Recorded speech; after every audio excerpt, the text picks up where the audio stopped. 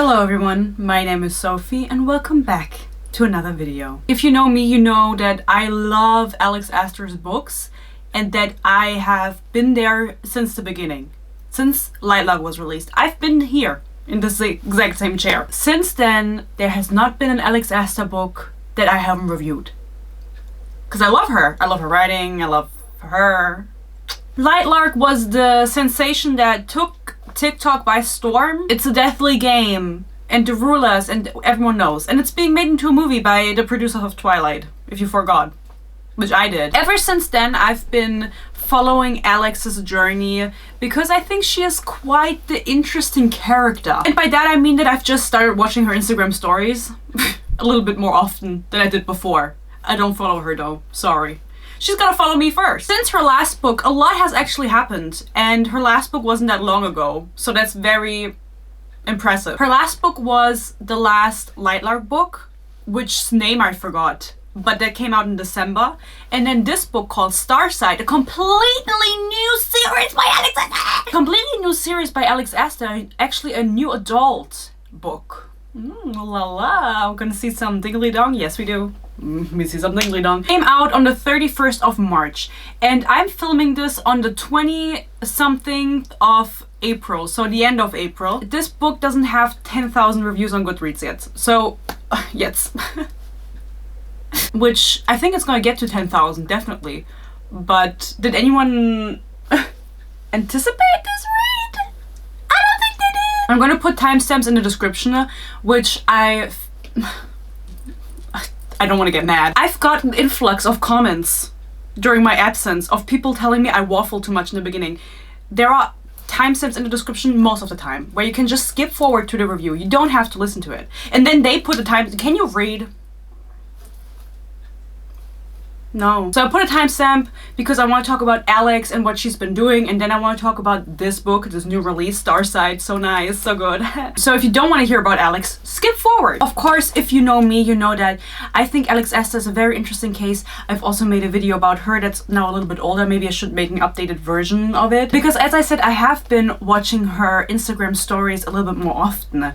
And they're usually always the same, of her saying that she doesn't get enough sleep and she's writing so much, but she loves writing, and she's just so thankful for everything, which I understand. She actually just did an AMA.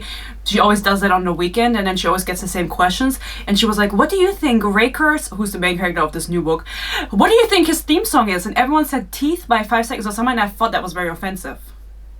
I love 5 Seconds or something. I thought that was very offensive. But if you're wondering what she's been doing since her last book, which, as I said, came out in December, which I'm just saying that off the top of my head, it might not even be true. You can just go watch my review. I love you. She's been doing a lot, such as starring in a Maybelline, like the makeup brand, campaign for mascara. Yeah. She starred in that with a bunch of other female icons. They kind of put her on par with them. She's just doing a lot. She's doing a lot marketing-wise. And my favorite thing marketing-wise that she's did was start the Asterverse fan club. I don't remember if this was already a thing when I talked about her last, and might have been, but she basically, as the only author that I know of, and this doesn't have to be true, like she doesn't have to be the only author that does this, it could be other authors that do this, I don't know, started the Asterverse fan club where you can either join for free and then you get like, I don't really know what you get, like a letter from Aster every month, which I didn't sign up for that, maybe I should. Or you can become a VIP member for $8 a month, or $80 a year. You're gonna save 2 months for free and gift in mail. Since releasing Starside, she has changed this fan club a little bit. As I said, I've been keeping an eye on her, watching her Instagram stories, nothing more. But basically it started out as a subscription where you were promised a new Lightlark novella every month, okay? And now that I'm talking about it, I think I did talk about it before. I think this is not new information. And it would always be like Lightlark related content, right? Because Starside, this book, which sounds very similar to every title in the Lightlark series, so don't get confused, right? People were confused on Reddit. Don't get confused. They were asking on the Lightlark subreddit, which exists, which is just like the Aster subreddit, is Starside part of Lightlark? And then people were like, no. Which I don't know if that's to blame on Alex. I think it's just the industry standard. Like, it's not really her fault that it looks and sounds exactly like Lightlark. I'm not gonna put that on her. So now I only took a screenshot of the first 1, 2, 3, 4, 5 perks. There's more. If you're curious, go look it up. But it says now, unlock even more starside content.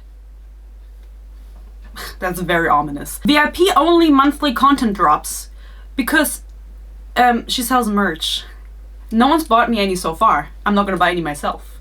You can buy me some. Exclusive phone wallpapers. Early access to limited monthly, and then it cuts off, but it says like merch drops. You would also get like coloring book pages. Very exciting. I don't have a printer. But of course, the biggest perk that you were promised when you signed up for this was getting a new Lightlark novella every month. And now I do have to clarify. I don't know if she ever made a statement about this, or if maybe the members got information about this in the fan club where they get a letter from her every month. But if you sign up for it now, it says unlock 4 Lightlark mini novellas. So she changed it from getting a new one every month to you just get the 4 that were released, which I think were November, December, January, February, and then she stopped. I think. I don't know, I have not signed up. So there's no more monthly novellas in Lightlark. Who would have thought that that was a bad idea? Me. Anyway, I think it's really funny because that was like not a viable idea from the start. Especially now, she's so veered away in the content that she posts on social media from Lightlark. She doesn't talk about it anymore, basically at all. She only promotes Starside, which is understandable as her newest, but she's completely going away from Lightlark. And it's funny because there's still one book outstanding in that series. She's just not finding an end to it. I beg she would. Anyway, I think she published like a Christmas novella, definitely. So maybe it was December, January, February, March. And just now she changed it, that April doesn't get one anymore. But I know for sure February also got one because it was the double novella for Valentine's Day where it was like Lightlark, yes, but Oro and Grimm. And then I remember on Reddit, which I looked on Reddit, okay, sorry. People were asking for one of the month's novellas. I think it was January, it might have been a different month. And they were saying, have you gotten your novella yet? Like the novella isn't out. And one of these months, I think it was January, it turned out that Aster, or her team, or whoever, sent the novella of the month out on the last day of the month. Okay, take your time. Maybe you should have set like a time and date every month, but okay. At 11:30 p.m. She had like 30 minutes left. That's like me turning in an assignment. She had like 30 minutes left to get that shit out, get that shit out. I thought it was funny. I just wanted to update you guys on what's been going on with Alex, my boo-boo. Nothing else. She's just posting the same content saying, who you want gonna read my book from the fan art, blah blah. We'll talk more about it when I get into the book session, which is probably right now because I don't know what else to talk about. Oh, she's also publishing a Barbie book, the first ever Barbie novel, which people have said that it sounds very similar because she does have a children's book out, very similar to the plot of her children's book. I don't really care for the Barbie book. I'm saying that now, but if I don't have anything else to read, maybe I'll read it. But really, I don't give a fuck.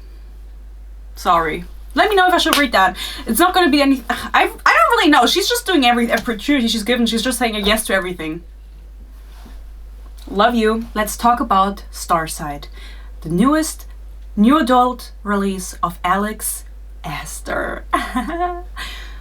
Is this book very similar to Lightlark? Yes. Alex Aster says herself she doesn't get enough sleep. She was like, on her Instagram stories, she says, I didn't get enough sleep last year. I'm gonna get more this year. And then people ask her, what's your writing schedule? She says 6:30 to midnight. I'm not sure how that works. At this point, I feel a little bad for her after consuming her Instagram stories. I do feel a little bit bad for her because I wonder how much of all of these things that she's doing she has control over. If maybe she just signed a really bad contract and how much like she herself is doing this out of her own motivation. Or if like people around her are pushing her to do these things. Like I feel a little bit bad for the girl, I'm gonna be honest. She's producing a lot of content that all is very mediocre because I just don't think she's getting enough time. I do have to say with this book, I think the second one is coming out this year. She hasn't confirmed it. The Barbie book is coming out this year that she's writing. I don't know when the release for that is, but she was asked in interviews about the sequel to Starside, which is this book, and she said, they said, who said, that it would be sooner than we think. And then someone was like, like, what kind of clothes do you have to wear when it gets released? And she was like, a sweater. Stormside and Starside are the two realms in this series. I googled Stormside, Alex Aster, and when I googled that, Hugendubel, which is a German bookstore, had a result for it. And I think when I clicked it, it said November. And there wasn't a picture for it. I think the picture is a wrench or something. I don't really know how that's associated. So I don't know if this means anything, if this maybe was just an error, but I do think that the second book, because she also said she's already written it, it's done, is gonna come out this year. And if you're gonna ask me, is this a duology series? I have no idea. You cannot trust Alex Aster with giving information about when she's gonna publish something anyway, or rather like how much of something she's publishing. We can see this with Lightlark. There are 50 books in the Lightlark series at this point. She said it was gonna be a duology, then it was a trilogy, and now it's an entire fucking series. So I don't trust her word for that, but the only two options that she has for names right now are Stormside and Starside. So if another realm gets introduced, maybe she's gonna do like more. She's gonna introduce like one realm per book and then we get more books. I don't know. As I said, this is very similar to Lightlark in both the characters that we get. However, this is not a love triangle, this is just enemies to lovers. The main character and the main love interest are very similar to the characters from her other series. And then she put out fan art for Starside and it looks very similar to Lightlark also, so I don't really know if this is, like, the artist is to blame, that she can't do anything different, or if it's just Alex Aster's writing. Like, at least make the character blonde or something, I don't know. It's just an idea. As I said, this is a new adult book instead of YA, which Lightlark is YA. The writing isn't very much different, or not at all actually. The thing that's different about this book is that she says fuck a lot, and there is a just a normal explicit scene at the end where they do it, and like it's her first time and she does like 6 different positions. That's not a joke. We'll get to it. Other than that, we have very simplistic names for things. The places are called Stormside, Starside. Like the place where she's from is also like 2 things combined. And then everything else is 2 things combined. And then the surreal of this book is called The Gardener, which is like very unoriginal. Overall, this book has like pretty good ratings on Goodreads, which I cannot comprehend because this is like one of the most surface level fantasy books I have ever read in my life. She puts absolutely no effort into fleshing anything out, whether it's the characters who are just like typical archetypes of characters, or places, or lore. Actually, we know nothing. Absolutely nothing. She just puts everything in because it sounds cool, and then she moves on. And then she puts another thing in that sounds cool, and then she moves on. There's a dragon in this book that comes in at like 20% and reappears at 90%. Between that, it's gone. So if you are someone who is like like you could tell that she was really just trying to focus on the romance, and she didn't even do that properly. Let me explain the premise of the book and then talk a little bit more about that, okay? We follow the main character called Aris. Maybe also pronounced differently. Maybe I'll just say Aris, so we're not getting into any trouble. Aris is a wee little weak girl from Stormside, the human realm. Her family died in a fire. Or her entire town actually was extinguished in a fire, and her family died, and she's the only one that survived mysteriously. We'll find out why. And the fire was started by a goddess. Ooh, that's all we know. And she wants to kill her. The only way to kill her, well, she actually doesn't know how to kill gods. She just like wants to. But the only way to even get to the gods is if you participate in a deadly game. Just like Lightlark, that happens every 50 years. Lightlark is every 100 years. It's a little bit different. Because the gates to the Starside, which is where the gods live, opens every 50 years. And then you can participate in this deadly journey. And then if you reach the end, you get a cup of magic. And you can do with that whatever you want. It's very vague. You can heal people. You can turn immortal if you survive. You can, like if you drink it and you survive. You can replenish land. But it's not very clear how much magic is in the cup, and yeah, anyway. Like, can you do multiple things? Do you have to commit to one thing? We don't really know. So she doesn't even care about the cup. She just knows that if she gets there, wherever the cup is a god. That's her logic, and she wants to get to the god that killed her family. She's just like trusting that she will get exactly where that god is, and that the god is not hiding, and like remember, so that she's the only one that survived from the fire that she lit, whatever, to kill her. However she's gonna do that, we don't know. If you're wondering who the god is that killed her family, it's the god of travel. Does the god of travel have a name? No. Do any of the gods have a name? No. God of war, god of death. We don't really know what the gods do, how they do it, what kind of magic they have, what kind of purpose they have. We know nothing actually about the gods. Fuck the gods. I mean, you could have at least thought of like some keyboard smash names for them. We know through artists that there are different levels of devotion on Stormside to the gods, but even when she gets to the immortal lands, the immortals don't really like fuck with the gods because they've been really mean to them. So why are none of the immortals like starting a rebellion? And then she hears this, that they are being treated poorly, that they don't fuck with the gods. And she doesn't think like, oh, they don't fuck with the gods, they're immortals, they're stronger than me, I'm just a human. And they're not doing anything about them because they can't, like, I'm gonna do something about them still. I don't really know, this is a, you know, so it doesn't really matter. That is her plan, and she, of course, has a hot, evil man by her side, whose name is Harlan Raker, but she only calls him Raker. And then at the end when they do it, she calls him Harlan. I don't like the name. Harlan Raker is the King's Guard president, because Stormside is ruled by a king who doesn't matter. There's also high houses on Stormside that are important and have magic, and the king and how they are connected is not clear. How magic is utilized in Stormside or generally in this world is also unclear.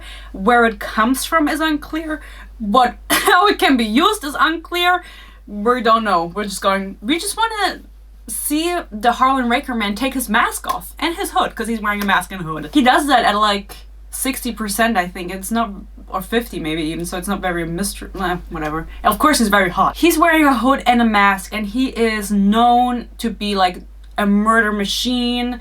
He has a very funny nickname that probably will come up, I forgot it right now. And he is really hot, but he doesn't have any marks on his armor, which is also really hot because like no one has ever gotten so close that they could harm him, and people have like stories about him, like what he looks like under the mask.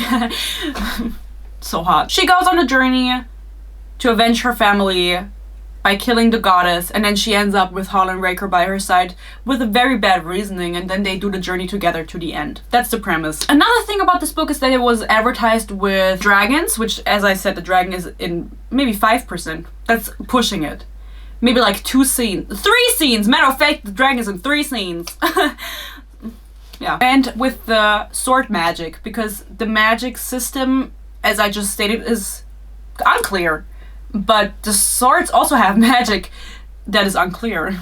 Nothing is clarified, as you can tell. And if you're just a reader who's just here for the vibes and just wants to see Harlan Raker take his pants off, that's fine. But I found it very infuriating when reading the book, because new things kept getting added, and you'll see when I get there, but nothing was ever explored in depth. And I don't really fuck with that. Let's get into the book. Right? We all want to know what's going on in depth. Let me tell you right now. As I said, she wants to join this magical game. It's called the Crestral, this event that takes place every 50 years. And it will open the gates to Starside that only open every 50 years. Reason for this is unclear. She's very lucky because she is the prime age to be entering this Questral, which is 20 something. I don't know how old she is. So I will just read out the premise that is 1% in. The Questral only happens every 50 years. I think Questral is also a very funny name. Just anything with a Q in the front is just a funny way to say. 50 of us mortals will be allowed past the gates into the land of the immortals to undergo a deadly journey. Why not everyone is just allowed in? Also unclear. Only a handful return. Most are killed by legendary beasts or the ruthless immortals themselves. But the price at the end of the quest is worth the risk. Oh, Crestful Quest. Now I'm getting it. Now it's clocking. A goblet full of something that can turn miles of ash to fertile plains, summon storms after years of drought, cure any disease, grant power or wealth, or even immortality. Magic. There are just 50 coveted spots. You just said that. There's also a lot of repetition in this book. I didn't even mark it past the first passage I just read, but she will say something and then say the same thing again in the next sentence. And it's not like a stylistic device where she's trying to underline something. It's just because she couldn't think of anything else, I feel like. Hundreds will fight to the death for them during the king's mysterious culling. Yeah, but to even qualify for the culling, you must first reach the platform, the ominous platform. A ring of king's guard surrounds the stone, their well-worn silver armor glinting beneath the blazing sun. I squint, trying to find the one guard I need to stay the hell away from, but he's noticeably missing. Strange. It's her hot boyfriend. Relief slides down my spine. My chances are pretty much fucked as it is. But at least I won't be going up against him. I forgot to mention that different metals also have different power. So starside metal is the best one that you can have. Everything then has like a rank, but the best after starside silver or starside steel or whatever is silver. This order is a mystery to me. She has titanium, she has bronze, like there's everything. Gold, I don't know if that's in there. Silver is the best one, and silver is the color of the gods. Because that was me trying to tell you that she doesn't say why. She wants to enter the quest roll that has 50 spots. Before she can enter the quest roll, she has to make it to the platform, and then she has to make it through the culling. So there's like 3 steps to this. It just felt like a lot of effort. Why isn't just anyone allowed to go through? What does the king care? Like, just let them through. I wrote down they have to make it to a platform in order to participate in a game that makes them teleport to a different realm. And then I put in brackets, there's many. And I don't remember this, so this might be might be a lie. The thing with this other realm is that I don't really understand, because at the end of the book you get a scene where she's standing at the gate that's closed and she's like holding the bars, and there's someone on the other side, Harlan Raker, I'm gonna spoil it, holding the bars so they can see each other. So it makes me wonder if the gate is like you can always look through it even if it's closed for 50 years, or yeah. She ends up making it to the platform, of course. She's really good, but she's also really not good. We'll talk about it in a second. She's both. She's incredible and then she's not.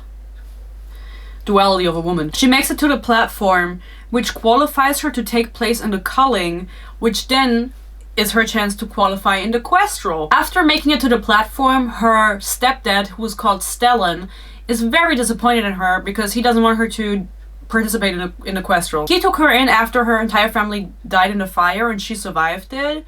And since then, he's been taking care of her. He works in a forge and he makes swords. And so he should be teaching her, which he does. He also teaches her how to fight with a sword, but she's still very weak. But I think forging takes a lot of whatever.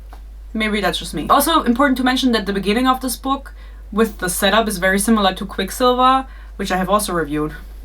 Go check it out right now. Or later. Or never! I don't care. Because Stormside is brazen. It's like a desert, basically. Nobody has water. Everyone's starving. And she's working in a forge. And that's the same premise, or the same starting point as Quicksilver. So how original can you be? You know, there's so much content out there. Maybe she just couldn't think of anything. I just realized that for the first 30 minutes of me recording, I went in and out of focus. So I changed it. I hope it works. I'm thinking maybe I should turn the sign off that we will get to. This has a meaning. It's just not... well, it's a little bit of a shipping thing. So I feel like it was focusing on that. Maybe that'll help. Her mentor is mad at her that she enters the quest room. And important to note is that he won the last quest roll. What he did with his magic, he gave it to an immortal that he met on Starside, who becomes relevant later. And his name is Evander Evan. And he actually dies. Well, Stellan, who is... her mentor's name is Stellan, her stepdad who took her in, the Forge Man. And he gets assassinated by one of the evil men. And before he dies, he tells her to find Evander Evan when she's on Starside. If I mess that up, you know, whatever. It's no problem. There are other high houses, as I mentioned earlier, that are not the king, but they are like nobles, and they are also sending their sons into the quest roll to acquire the magic, and they all hate Ares for various reasons that are not relevant. They all want to kill her, and they're very evil and mean. Yeah, I hate a mean man. It's also very interesting that she calls her boyfriend Demon, which is the same in Lightlark. As I said, Stellan gets killed, her mentor. She writes it like this: in my foolish mind, I envisioned us sitting in front of these weak flames. Him... what is it called again? Him, M dash, telling me everything I need to know. Me, M dash, planning my survival. Are you ChatGPT? Listen, this girl has so much on her plate played that I wouldn't be surprised. I'm not saying she's using AI. I would never accuse anyone of that. But I wouldn't be surprised if she did. If she came out and was like, I'm using it, yes. I wouldn't be surprised. I'm not saying she does, but I wouldn't be surprised if she did. He also refused to tell her anything about the Questral except for the fact that she should go look for Vanda Evan. Which... Okay, gatekeeping king. Swords in this realm have to be claimed. If you have like a poopy sword, you don't have to claim it. You can just use it. But if you want a really good sword, like hers, that she'll get the goodest sword of them all, the best sword you can ever imagine, you need to claim it, or it needs to claim you. You can do that by killing the owner or by you just being very lucky like her. I also want to read out the death scene of Stellan to you guys because I thought it was very emotional. This happened 6% into the book, so I could very much form a deep, lasting bond to this character. He says, "Kill me," choking on the words, and then there's like a paragraph of her reminiscing, and she goes, "I can't," I say, tears blurring my vision. "Fool," he says, and then he dies. And then he dies is iconic, I have to be honest. That's like the best death description I've ever read. I think this kind of sums up the entire descriptiveness of this book. It's not very much. Alex Aster herself has said multiple times before she cannot envision things in her head while writing. We can tell. But yet again, we can tell. He dies. You know what? You need to describe around it. Like, just say it as it is. He dies. Period. Thin silver root-like markings spread down my throat, shoulders, arms, chest, and sides.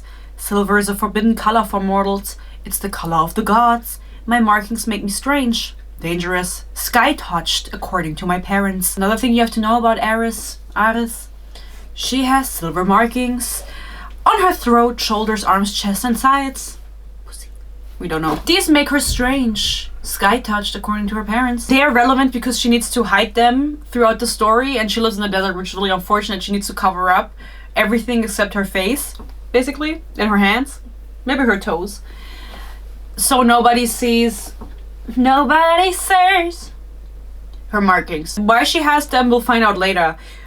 But she's just very special and cute. And very convenient that whenever she's on this treacherous journey, she always finds clothing that like fits perfectly for this.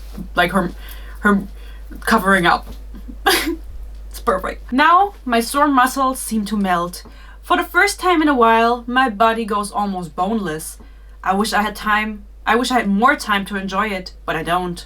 The feast is waiting. She's gotta get to that feast! Yeah, man!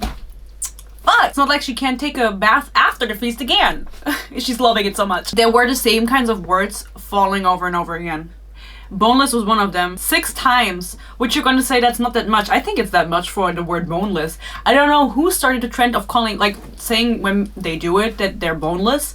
She's just always boneless. She doesn't have any bones in her body. Also later when they finally get it on, she uses the word nipple a lot. I'm actually gonna look that one up. It was just very nipple focused. Like very oddly nipple focused. I don't know what that tells me about anyone. 7 times, more than boneless. She does of course make it through every challenge and ends up at the king's palace after she qualified through...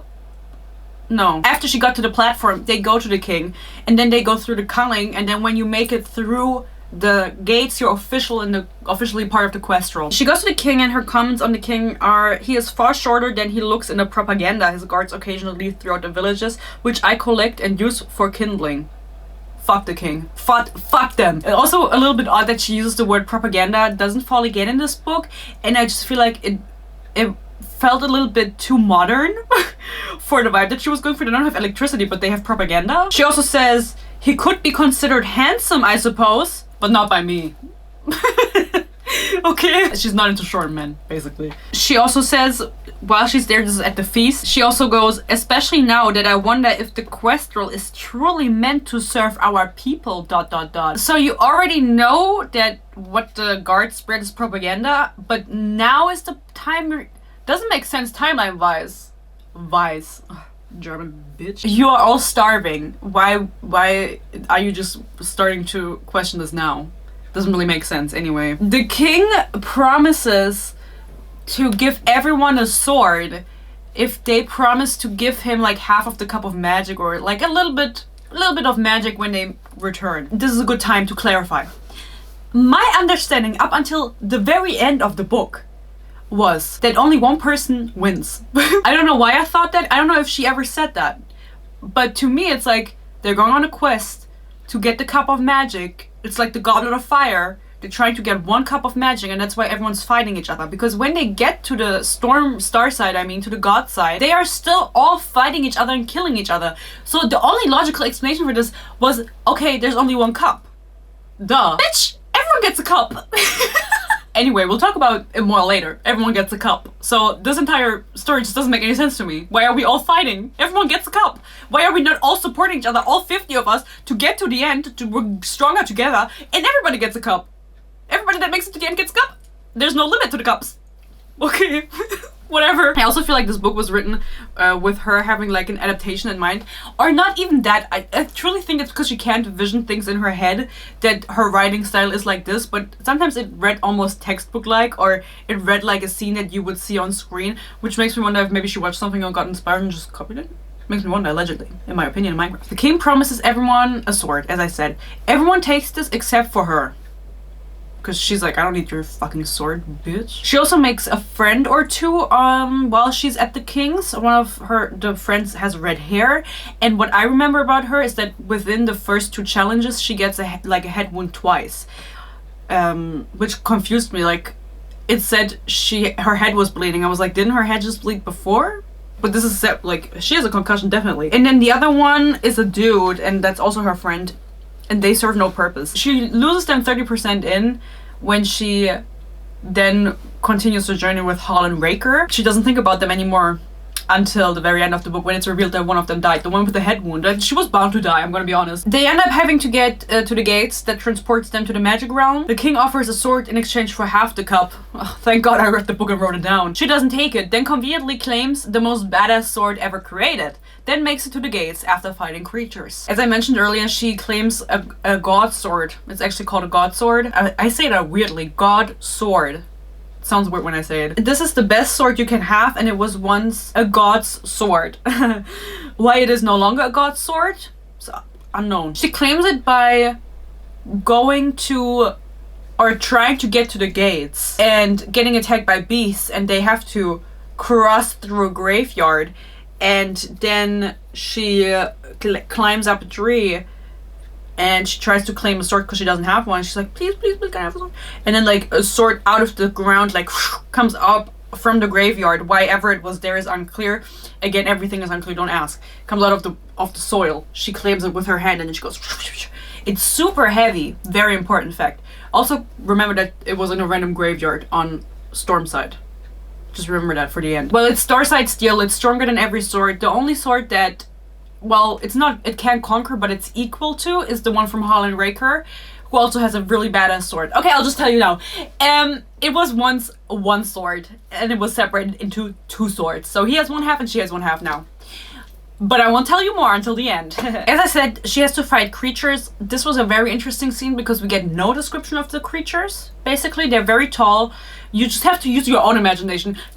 Aster doesn't have to do the job for you. Just picture a creature that's really big and scary.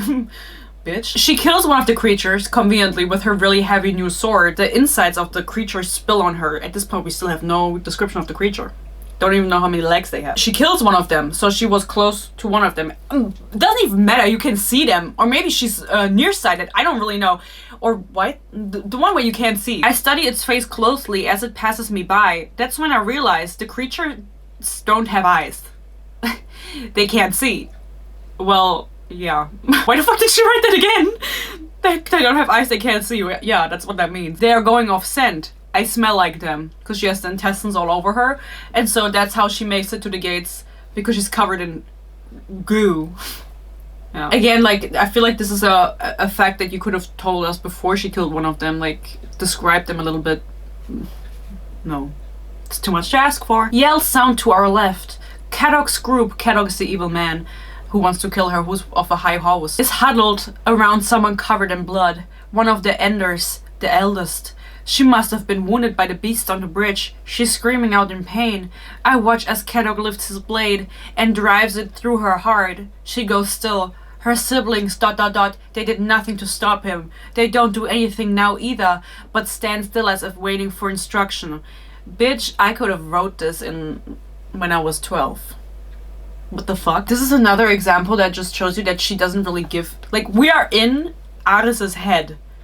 I'm supposed to know how this bitch feels about things. You're showing me those bitches are cruel, okay. But how does Aris feel in this moment? Her siblings, they did nothing to stop them. They do nothing now either but stand still as if waiting for instruction. How does it make you feel? Let me ask the audience. Do you know what I mean? Or do you understand what I mean? I feel like we need to get a little bit more input, and that's really funny because we get a big plot twist at the end that also doesn't make any sense.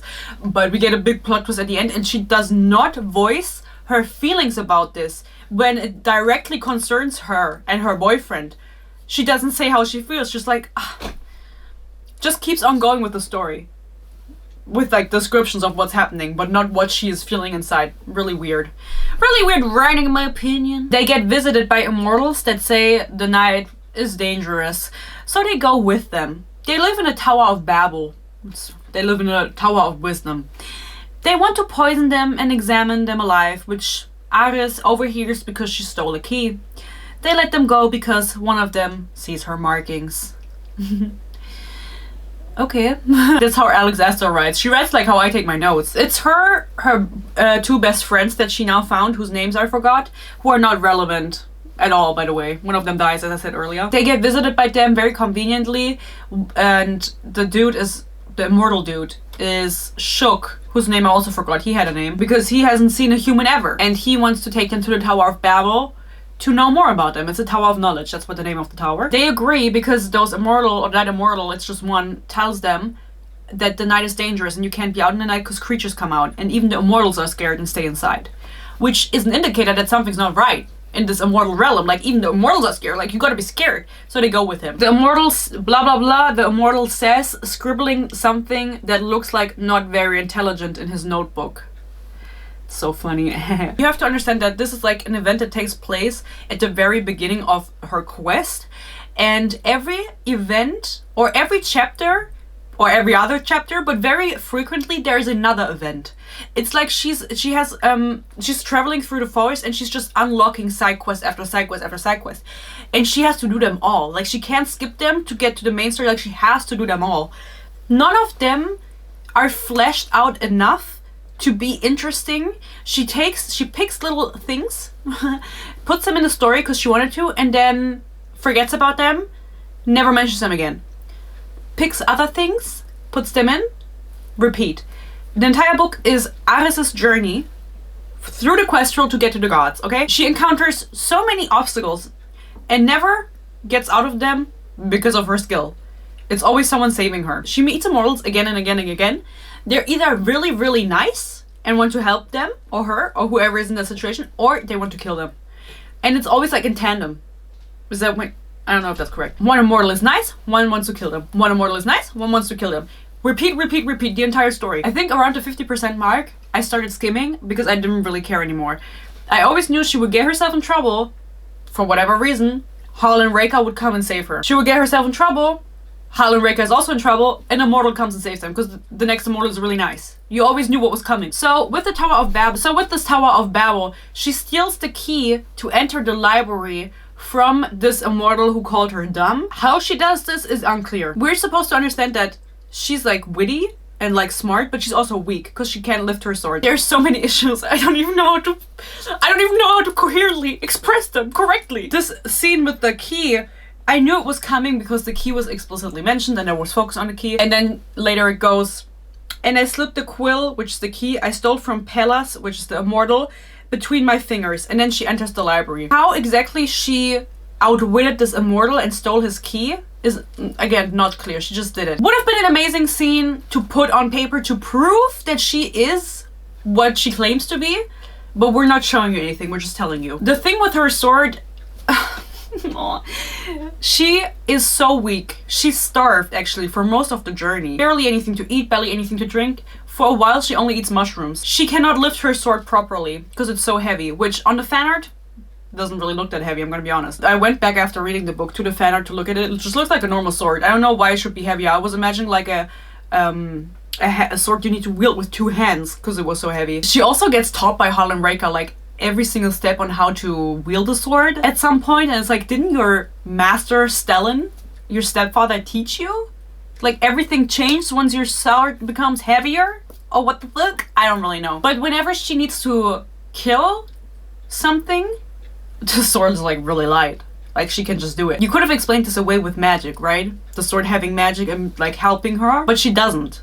She never, that's not an idea that ever crosses her mind. The sword is always heavy. She always complains. Even in the fighting scenes, she's like, it's so heavy I can barely lift it. But matter of fact, I just killed everyone in this room. I just killed everyone in this room. At the end of the book, she kills 3 dudes, naked, unarmed. She's naked and unarmed. She kills them. They're armed and not naked.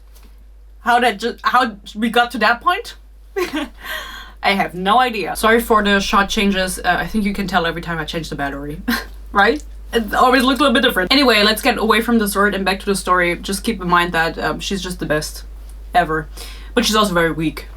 But she's also the best. She's, as I said, incredible or not. Then, after they just met, well, they were nice and evil, the immortals from the tower, right? Who have also no relevance later on. I also want to mention at this point, there's a prophecy about her. The paladin who was promised. Okay, I've never heard that before. Who was promised? I had never heard that before. I don't also don't know why she used the word paladin. It seems a little bit odd, but okay. And we don't get to hear about this prophecy until the very end. We also didn't hear about it in the Tower of Knowledge. If we would have heard about it anywhere, wouldn't it have been the Tower of Knowledge? Perhaps?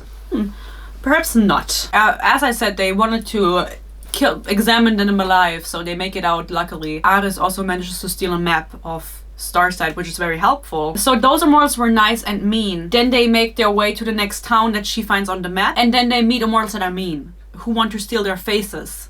Never heard of that before either. They manage to kill one and get one of their heads. Or kill all of them and get one head, doesn't matter. And make it to the town at nightfall. And they're like, we're not letting you in, like, it's night.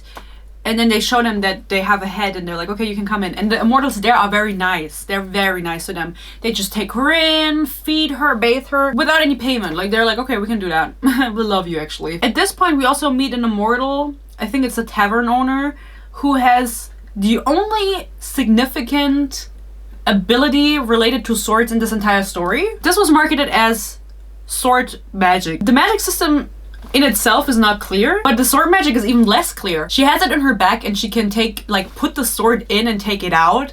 And then her sword is also a map. If she puts it in the ground, like a map unfolds. She has a bunch, those 2 abilities. I was gonna say a bunch, which 2 is a bunch. So she has a bunch of abilities. We never get to see them again. We never get to see them again. Nobody ever expresses this magic again. Or any type of magic for that matter. The only thing we see is Harlan Raker being able to call his sword to his hand by thinking really hard about it. His sword's on the other side of the cave, and he stretches out his hand and his sword flies into his hand, and Ares also manages to do that later on. That's the only thing we see. It's not clear if swords have magic in them that you... Because she's like, oh, I'm immortal anyways. Amortal, not immortal. I'm a mortal anyway, so I wouldn't be able to use it. But what would you not be able to use? What magic is inside of your sword?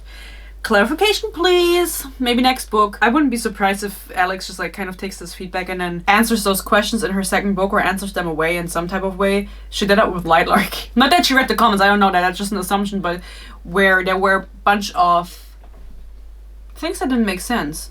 And she just came up with the reason for it in the second book, or in the books following that, so... Let's see! This very nice tavern owner gifts them her boat. Her and her friends go into the boat. It's a magical boat. It's a very nice boat. They just commanded to go somewhere, which is the Beast Tree, or Tree of Beasts. Mr. Beast is there. Mr. Beast is waiting for them to win $1 million. Oh, I just looked at what I marked. Do you want to read the scene where she finds out that they're the first evil immortals from the Tower of Babel want to poison her? She overhears this, and luckily they're having an explicit conversation about it, where they go, good, and the poison you're making will keep them alive? Yes, yes, I'd rather study their insides while their blood is still flowing. We'll keep them alive for as long as possible while we conduct our tests. Oh, I am so glad that they're talking about this really openly and in depth. That's how I talk about my plans. I go to Mr. Beast, and They know from the map and from this nice tavern owner that there's a bunch of dragons there that are waiting to be claimed. Haha, convenient. But even the immortals don't really try to claim them anymore because it's really hard. Like, you have to jump off the tree and then either you get caught or you don't. It's not really fun. On the way there, in the boat that's magical and doesn't tip over, that's the magic. Like, that it goes where you want, and also it not tipping over is also magical.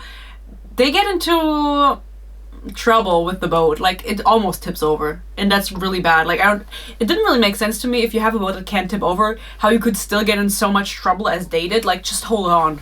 I'm gonna be honest, like, just hold on to the boat. Didn't really make sense to me. Anyway, one of the friends gets injured, the girl gets injured with the head wound, right, with the concussion. So when they make it to the beast tree, they're like, okay, bitch, like, you're gonna literally hold us back. You have to go back. They put her in the boat and they tell the boat, go back, and the boat goes back. And they're like, hopefully she makes it. So it's her and the boy who go to Mr. Beast, who want to participate in the Mr. Beast challenge to win $1 million. At Mr. Beast, they encounter the evil Caddock man from the High House, who's like the main antagonist, I would say, of this story. But also not really, because we have a bunch of trouble in between, but he's like the continuous issue that we are facing. He's there with his friends. How they got there is unclear. They want to claim a dragon too. She watches a bunch of people jump and die. A bunch of people jump and claim. And then she gets attacked by Caddock, and she tells her boyfriend, to just go, like, because he lost his weapon down on the tree. She's like, just go, like, I'll figure it out. We'll see each other sometime. And then she's on her own. And she claims a dragon. Harlan Raker is also there. I think. He does not win the Mr. Beast challenge. She wins the Mr. Beast challenge, and Caddock also. So they both have dragons now. When she sees Harlan Raker, we get the funny nicknames. And you can tell me if it's funny or not. She goes, Harlan Raker, the Destroyer. Sorry. The Battle Ender.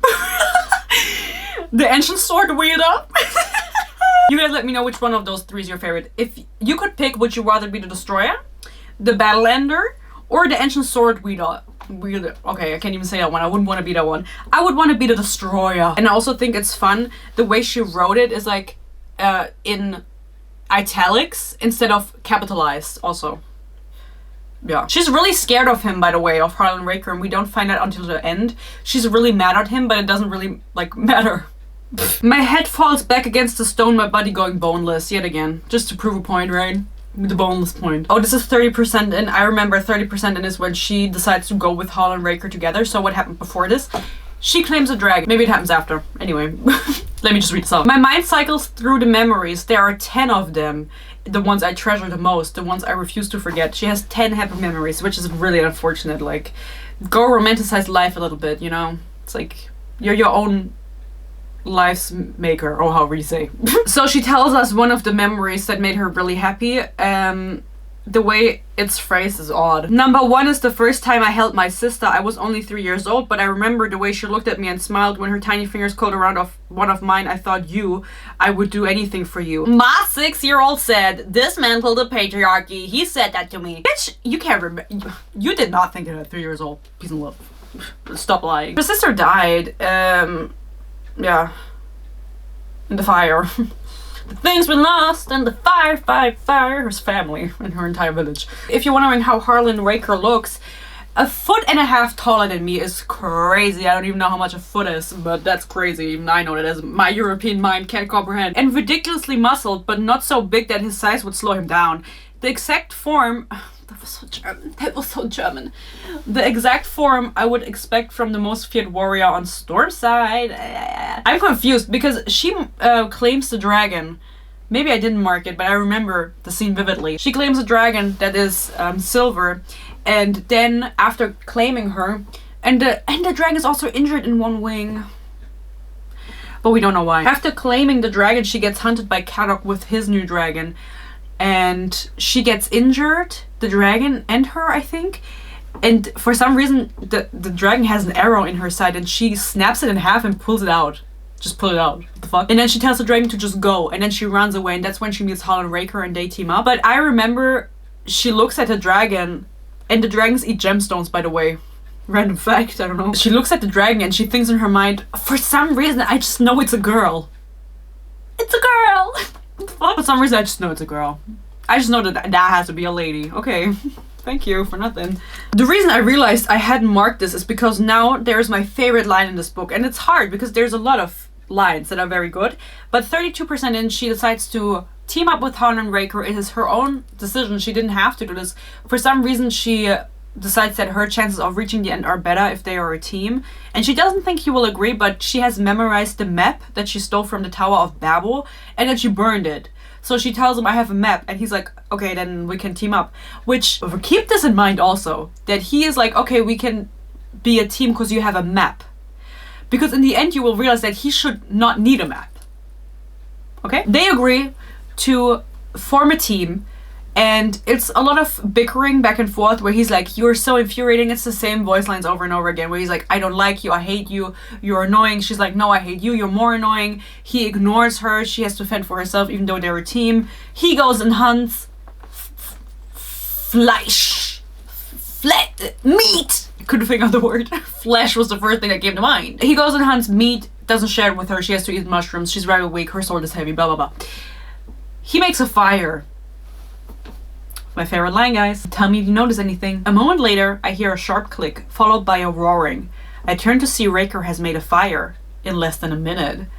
It was a skill I taught myself before coming to the Centennial. The quest she's on is called the Questral.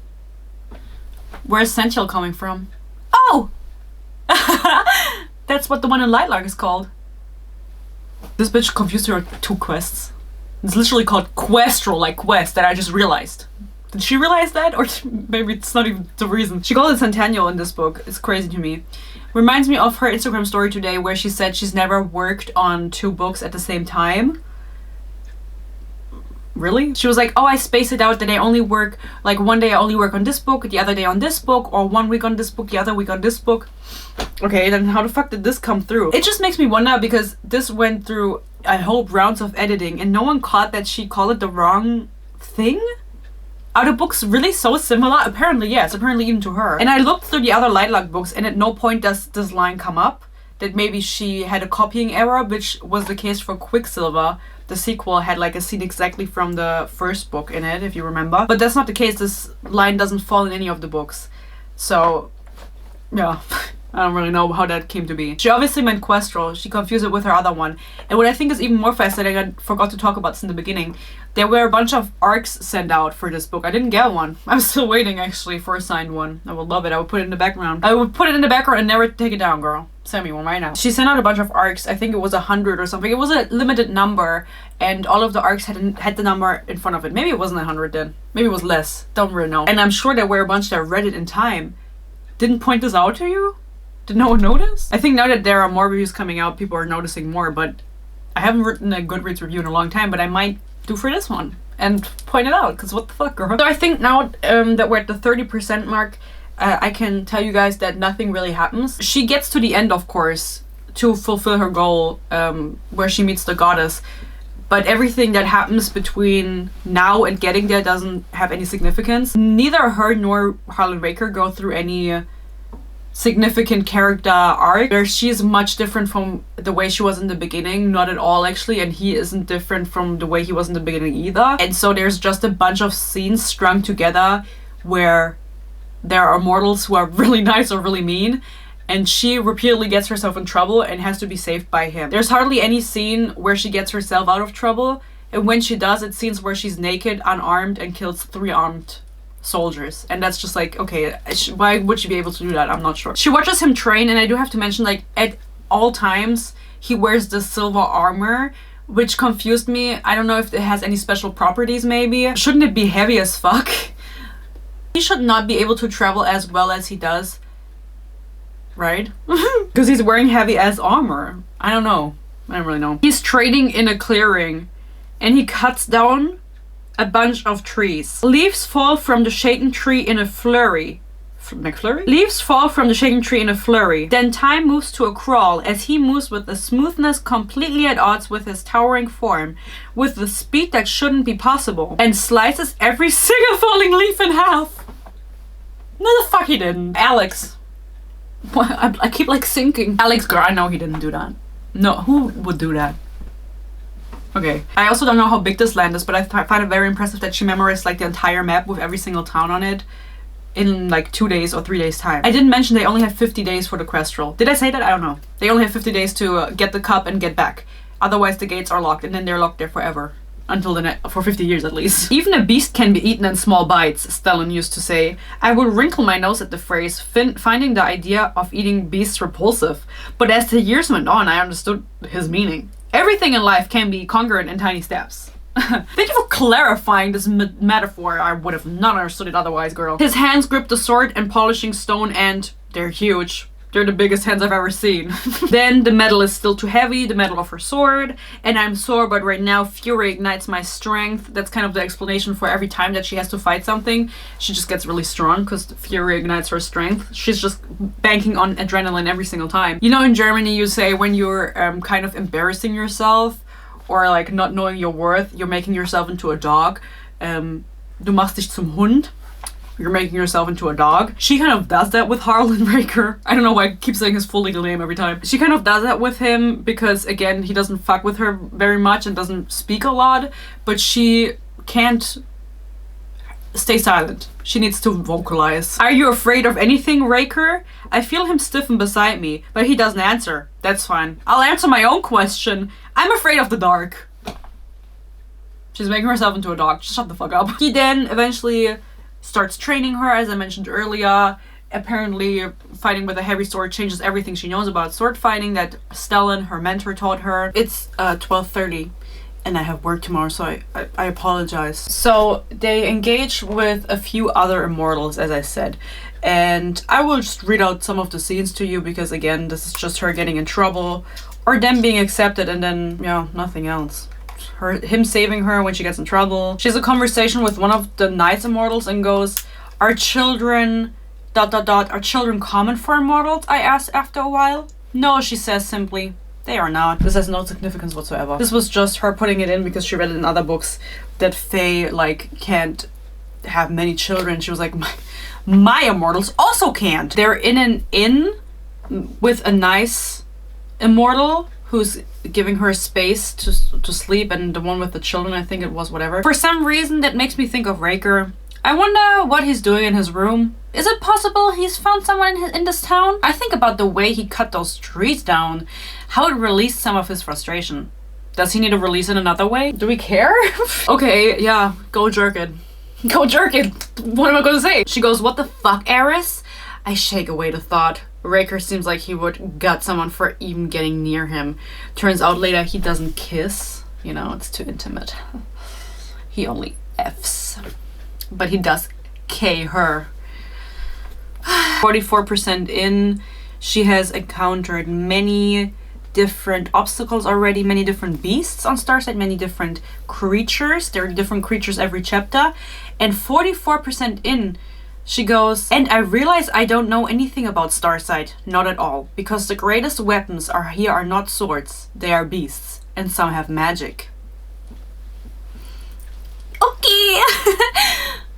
Are you slow? She's reading the book from the nice immortal lady with the children, and it reveals to her that there are some creatures that have magic, and she encounters exactly one creature who has magic later on, that is a bear with claws that can transform into swords or something like that. Like, of course they have magic. I thought everything here had magic. She goes to a tavern where the dishes are washing themselves. Think a little further. Again, she doesn't think of her friends again at any point in this. The one with the boat and the one with the man. This is also where like one of the copy-ish things happens, because some people have complained that this is just a copy-paste of different scenes from other stories, which is their opinion. I'm not saying she did that. Addis insults an immortal man and he gets butthurt. Him and his friends then go to hunt her down and she runs away because she can't get out of the situation. She calls for a Raker to save her because she can't figure out how to do it on her own. He doesn't make it in time, so she goes into the mysterious bone forest. Bonewood. The forest made out of bones that is engulfed in a thick mist and also surrounded by a thick mist, and everyone has advised her previously, of course, to not go in. So she goes in because that's the only way to escape the immortal men who want to kill her and want her sword, because everyone also wants her sword, by the way. She's being hunted for her sword. It doesn't really make sense. I don't know, it's just the best sword ever. They haven't seen another sword like that ever before. So, as I said, she goes into the mist. She gets hunted by mysterious creatures. I think this was the point where I started skimming. She meets an evil creature who I imagined was the Suriel of the story. Also very spiny creature in a cloak, I think, if I remember correctly. It's the gardener. And he feasts on memories. Or no, he feasts on human or people in general, but he tells her, I will let you go if you give me one happy memory, and you know she only has 10. So she's like, yeah, I give you one. Now she only has 9. I don't know if we know which one she gave to him. I didn't read it. Then he lets her go. Okay. Amazing. Then she gets hunted by wolves. Then Raker comes into the forest after her. The way he saves her, I will read it out to you. I can't see anything pressed to his front like this. Her legs are around his waist, her arms are around his neck, and he's killing all the wolves and creatures. Like, she's like a little koala bear, like, hugging him while he's He manages to kill everyone. He saves her. She, of course, keeps rationalizing this as, he wants me because of the map, like he's doing all of this because he needs the map so bad.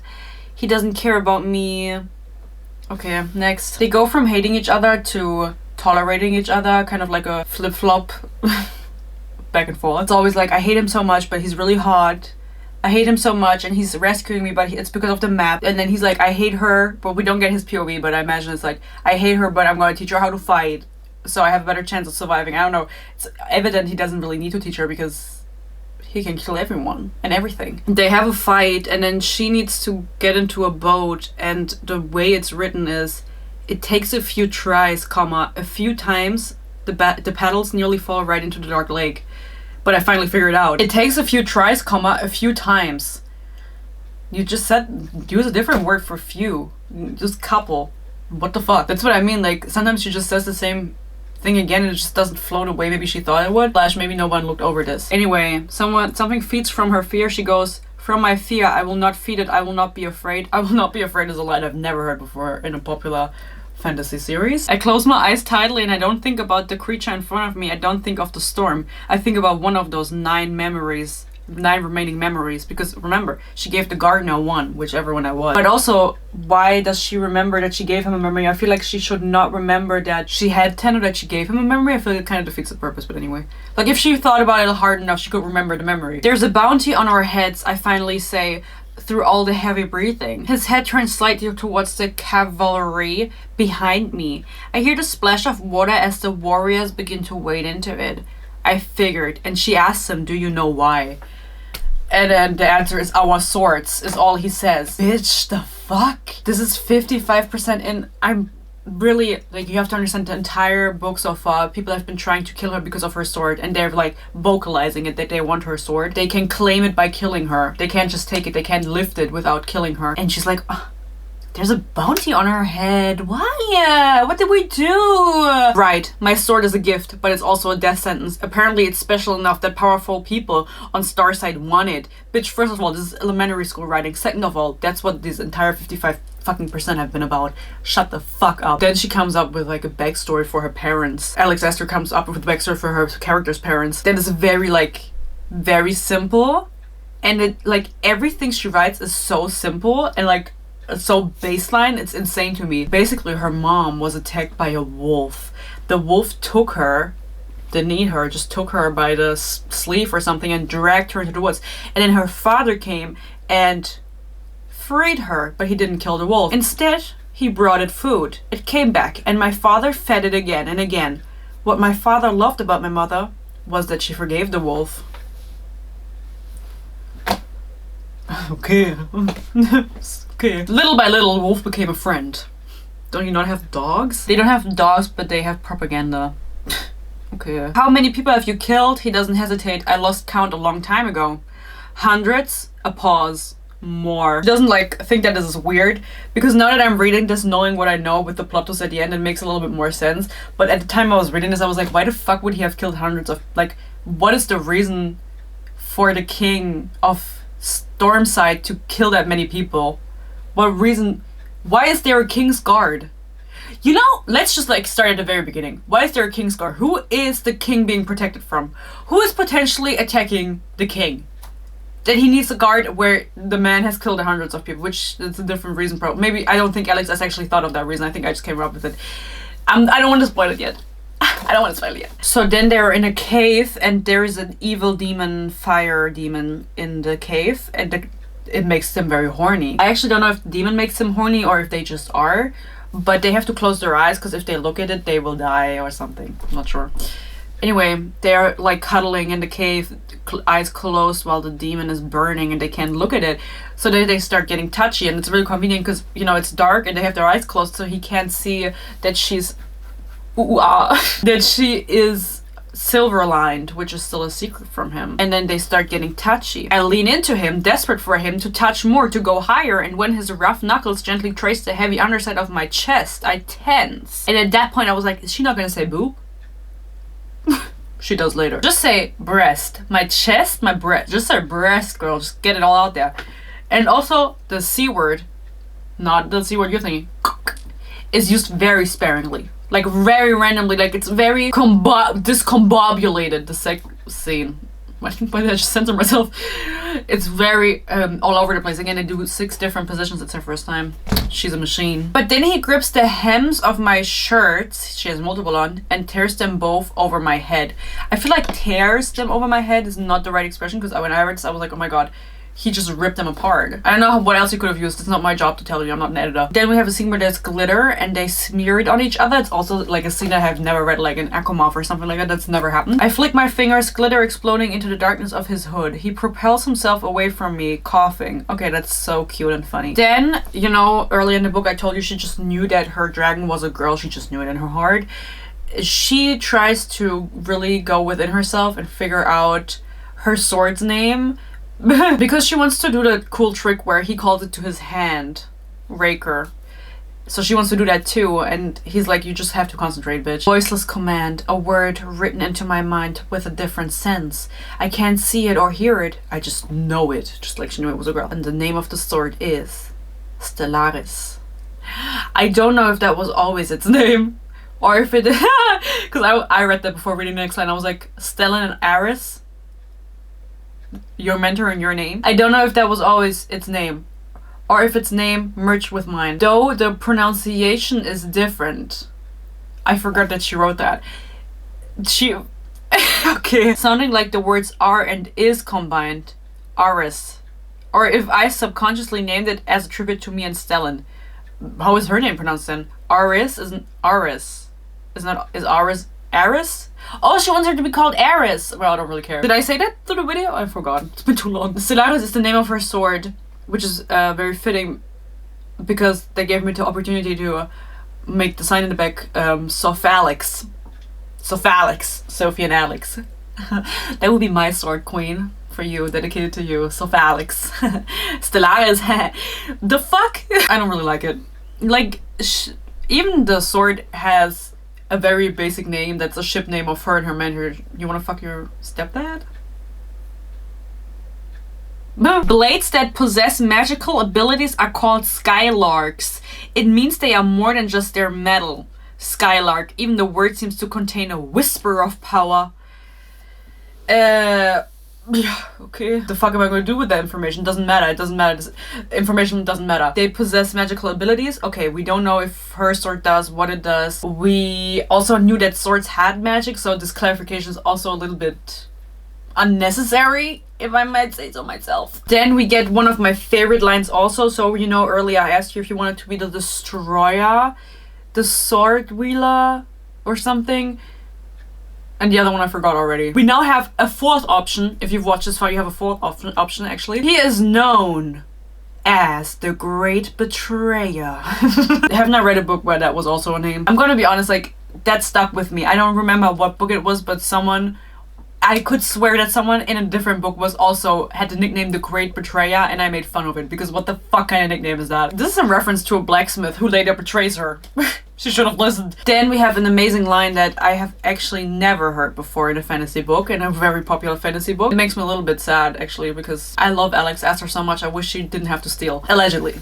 in my opinion. But never did I once consider that often monsters aren't born ...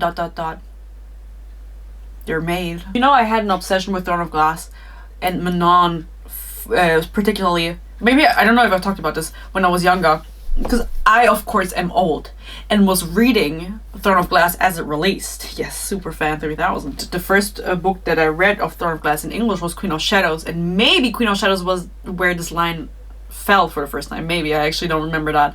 Was obsessed with it. Yeah, I don't know why she thought that she could do that. The thing is, of course, Sarah J Maas came up with that line. I don't think she was the first one to use it. I don't know. I would assume so. And I don't think it's exclusively her line, of course. But when you have another popular, beyond popular fantasy series that's in the same genre as yours, you can't just use that line, in my opinion. Like, it's just like, just a little bit silly, right? Like, she can't use it, of course she wants it, but it's just silly. If I'm gonna read it, I'm gonna be like, okay, why didn't you come up with something yourself? Then, she gets bitten by a snake. I don't remember the context, sorry. The snake is poisonous. Again, she gets herself in trouble and needs to be saved. And then she's going to die because it's a really bad poison. And what does Harlan Raker do? He sucks the poison out of her neck. Did you suck the poison from my neck? I ask. My voice just a whisper. Okay. I mean, yeah, it's nice of him. I feel like we could have figured this out differently. Like, also, why did that work? Now we're towards the end of the book, actually. Oh no, 73%. But we're in the final stretch, right? The final third. As you remember, maybe, Stellan, her stepfather mentor, told her in the beginning, while he dies, to find Vander Evan.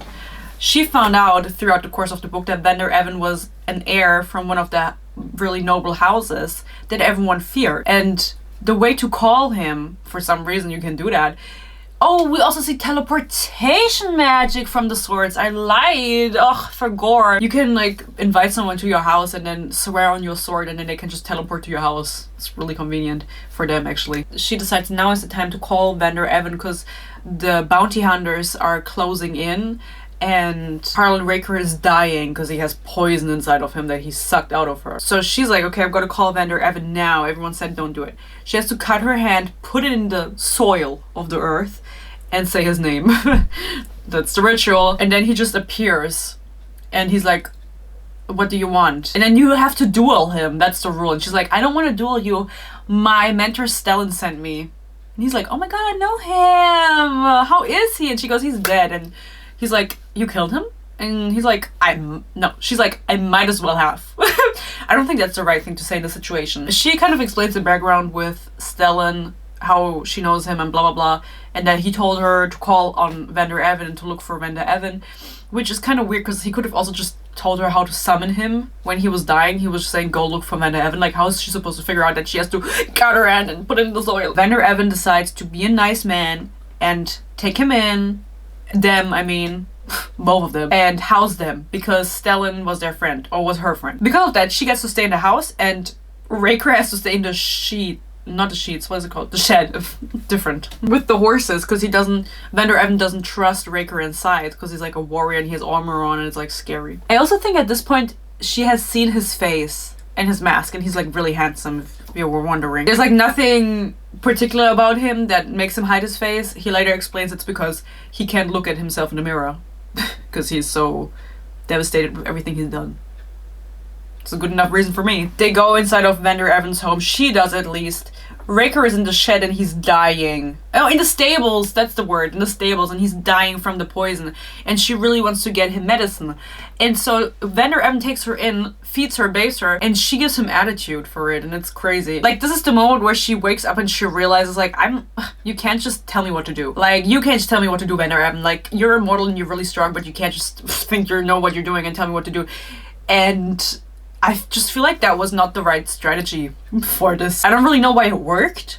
She talks back to him and he's like, okay, bitch. Like, she needs something from him and she's being insufferable. Dine with me, then we'll discuss the medicine. Ordering me. All these people always fucking ordering me.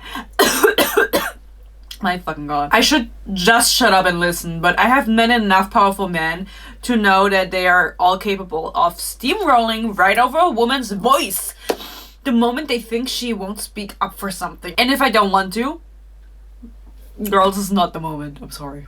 I'm gonna die. I am heir of the most powerful house on Starside. It is an honor to dine with me. I laugh, I can't help it. Wow, most powerful house on Starside. I shake my head. I'm sorry, was I supposed to bow? Girl, do you want the medicine or not? I'm sorry. Like, okay, stand up for yourself, but not right now. Like, you need to heal this man that you love or not. That only wants you for the map. It's crazy to me. This man, Vander Haven, comes... I don't know why I remember his name specifically. Comes in and helps her. And she's like, okay, don't order me, bitch. Then a bunch of things happen. Okay, this was like the one part of the book where she really took her time, I felt like. Because other than this, she's going from scene to scene to scene, from location to location to location, being attacked, being saved, being attacked, being saved. And there's a lot of different magical elements that are just all thrown in there, like magical creatures and magic elements and blah, blah, blah. Like, it's just a lot of mishmash of different things up until this point. And they stay at this Vander Haven guy's house for a good, like, 10-15%. And I think that was good. Like, I think that was necessary that she just stays at one place for a bit longer. So we did get more fleshing out of these characters. Not much, arguably, but a little bit better. It was a little bit better than the rest of the book. But then the end of the book is insanely rushed. We're almost there. Are you still with me? Who would you want to be? The Great Betrayer? The Destroyer? Basically, Vander Haven conveniently helps her with everything. Everything she needs. And he also tells her he is organizing a ball conveniently where all of the high houses are coming and trying to get engaged with one another. Like, everyone's trying to find a bride, basically. And it's very convenient. It's in 2 days or 3 days. And he gives the Raker medicine, of course. He survives. And he is like, you should stay here. And he tells her about this thing where you can swear on swords and...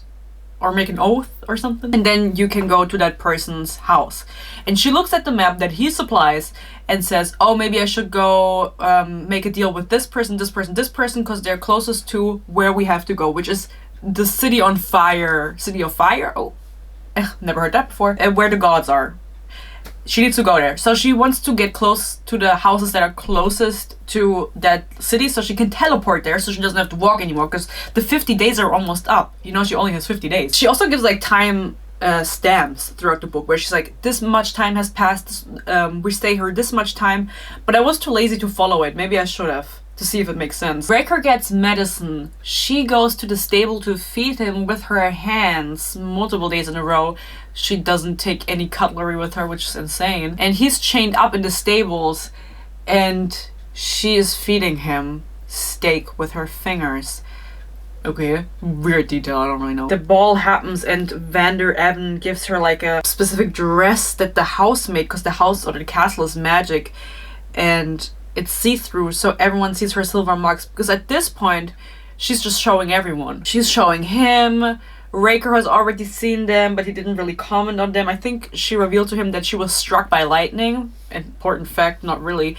She was struck by lightning and then she got those marks. Those silver markings. And she tells this to Raker, she tells this to everyone now. Everyone is allowed to know. So Vander Haven makes her dress that's see-through so everyone at the ball can see that she has these marks because they're special and everyone's gonna be like hot for her. So she goes to the ball and she dances with a bunch of dudes and one of them is like, yeah, you can come to my house. Very quickly. They could figure out very quickly. And then Raker comes to the ball. He was able to free himself from his chains and she tells him, you were able to free yourself from your chains all along, right? And he's like, yeah, I was. And she's like, oh my god, and I hand-fed you the fucking steak. I look like a dumb bitch right now. And he's like, yeah, maybe. And he's there without the hood and without the mask on. It's, you know, he doesn't really care about that anymore either.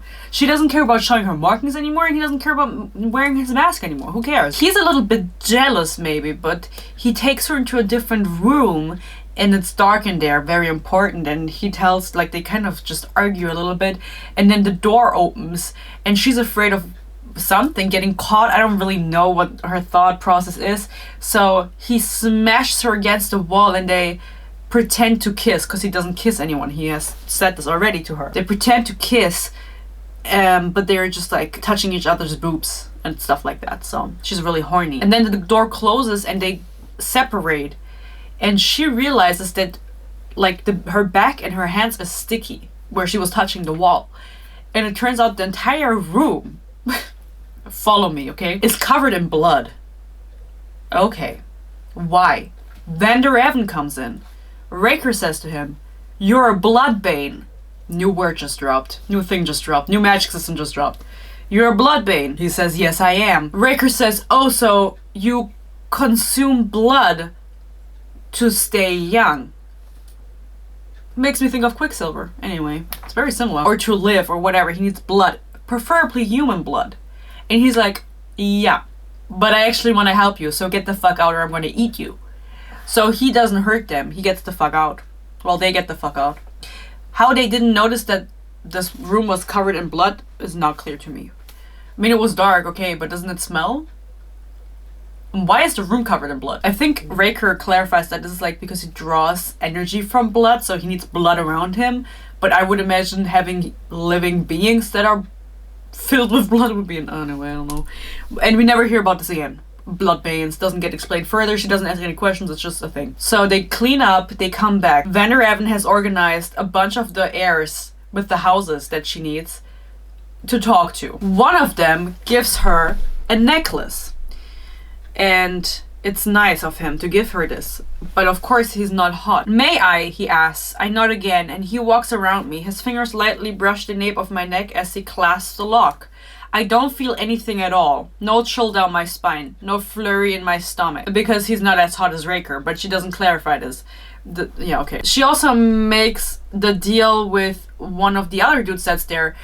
Vander Evan had told her that he was opposed to the god that he was...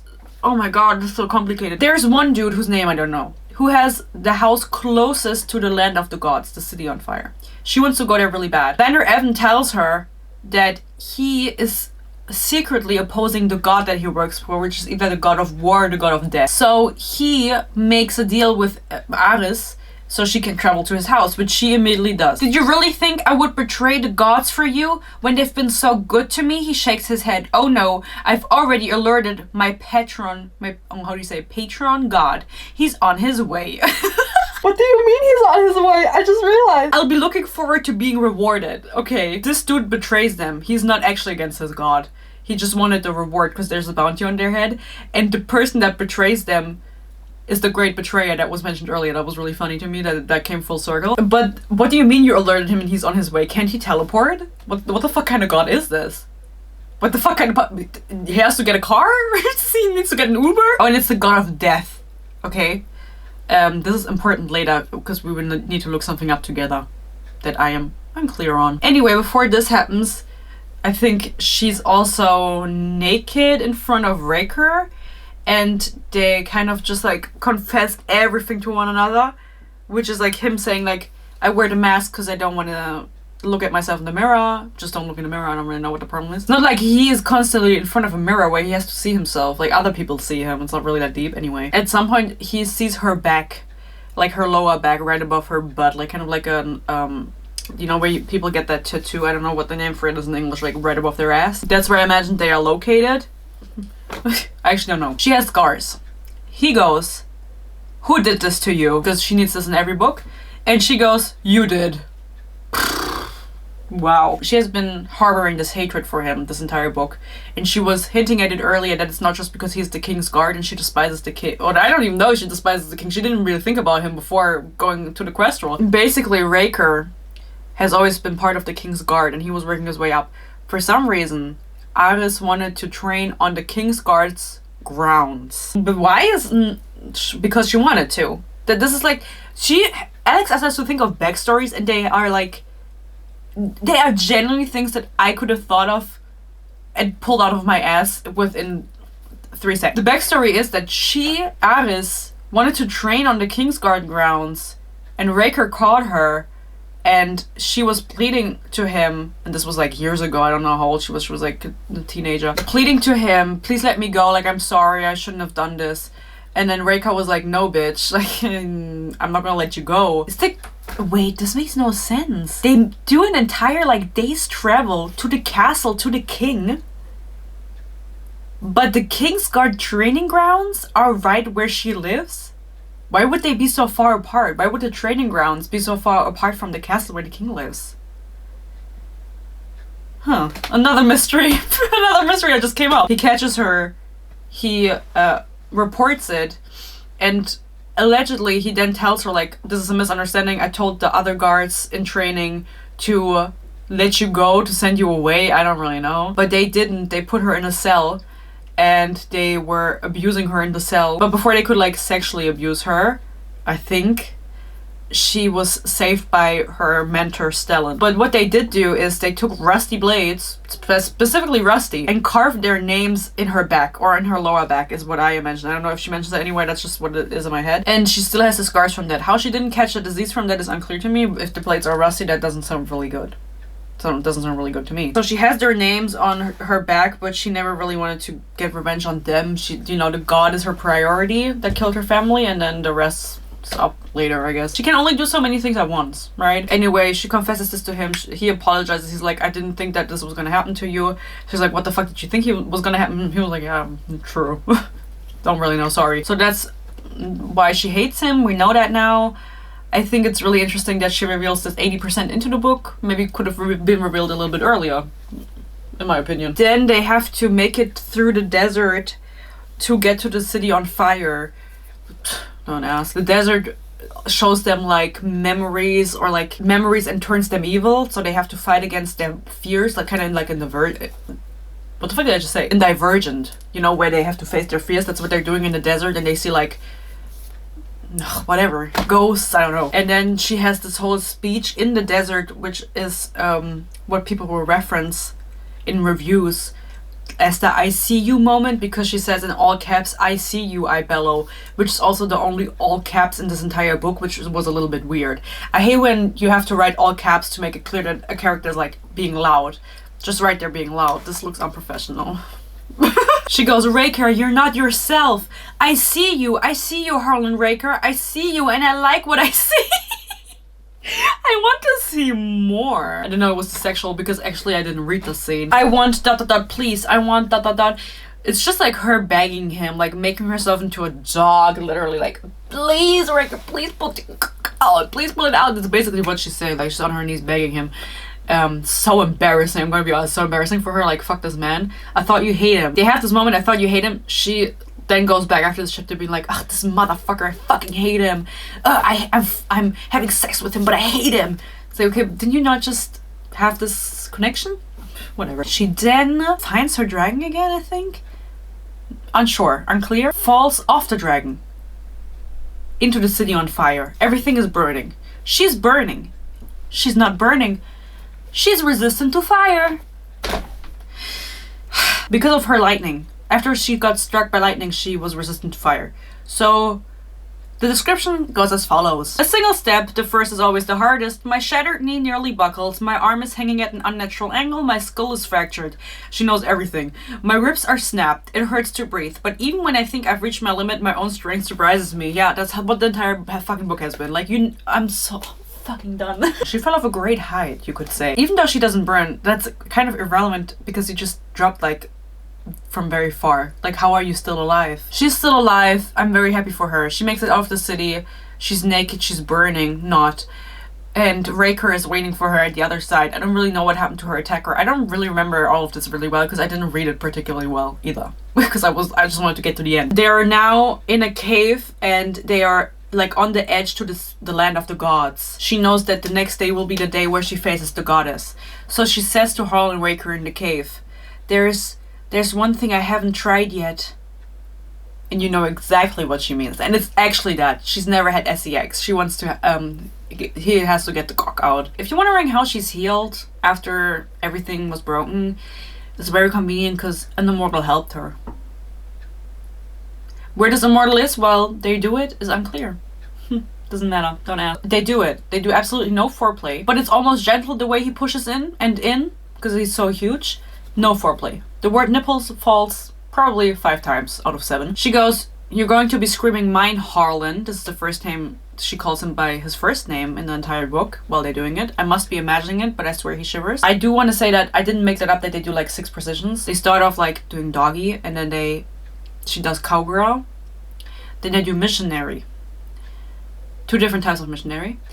Then they do it against the wall with her like facing the wall. Then they do it against the wall, or not against the wall, but like him lifting her up, but not against the wall. Then him lifting her up against the wall, and then they go back to cowgirl. I think that was the order. Maybe I'm confused. It was definitely a little bit weird, because it just didn't stop. Like, it just kept going, and also it being her first time and her just like going at it, I respect it. You know, you go girl. I slow my movements. He watches transfixed as my tongue darts out to lick my lips. Taking my time, I drag my hands down his muscled chest. Then I bend down low and say slowly right above his mouth, Harlan Raker. I've never read anything that was less sexy. It's very mechanical, the sex scene. It's also very confusing how they're doing it, what they're currently doing. Regardless of the fact that Aster can't write properly, like, this is really not her strong suit. Embarrassment and shame sink through me. Maybe we shouldn't have done this. I feel so raw. So they're raw, by the way. Okay. So exposed, and he's never going to let me forget it. I open my mouth and Harlan Raker does the last thing I would ever expect. He kisses me. Yeah, so he kisses her, so we got that out of the way. He never kisses anyone. He's still hard inside me is also a great line. One of his massive hands curl around the back of my head, pressing my cheek to the stone. No effing me, Aris, only me. And then he F's me harder. So they do it. She wakes up the next morning. Light blinds me for just a moment. And in that moment, is how the line reads. Light blinds me for just a moment, period. And in that moment. Do we not have different words for moment? She realizes that her sword is gone, and so is Harlan Raker. It turns out that if you love someone, you can take their sword. It's kind of like in Lightlark. Whoa. Isn't that the same? Didn't she write that? As the Lightlark expert, I of course know that in Lightlark, if you love someone, you share their power with them. So in this book, if you love someone, you share your sword with them. So Harlan is now able to take her sword, which she wasn't able to do previously. So she would consequentially also be able to take his sword. He takes the sword and he leaves her in the cave. She's alone. She doesn't have clothes either. I don't know if she stays naked, actually. She might. For the rest of the story, I don't know if she got clothes. This is the very end of the book. This is literally at 96%. Okay? So we have 4% left of story. He's gone. She wakes up. She's confused. She kills those 3 men that I've mentioned repeatedly. Naked, unarmed. They are clothed and armed. She kills them. Doesn't matter. She goes to the land of gods. I skimmed over this. I don't remember how she got there. She meets her friend from the beginning. It also turns out at one point she finds out that Kadok...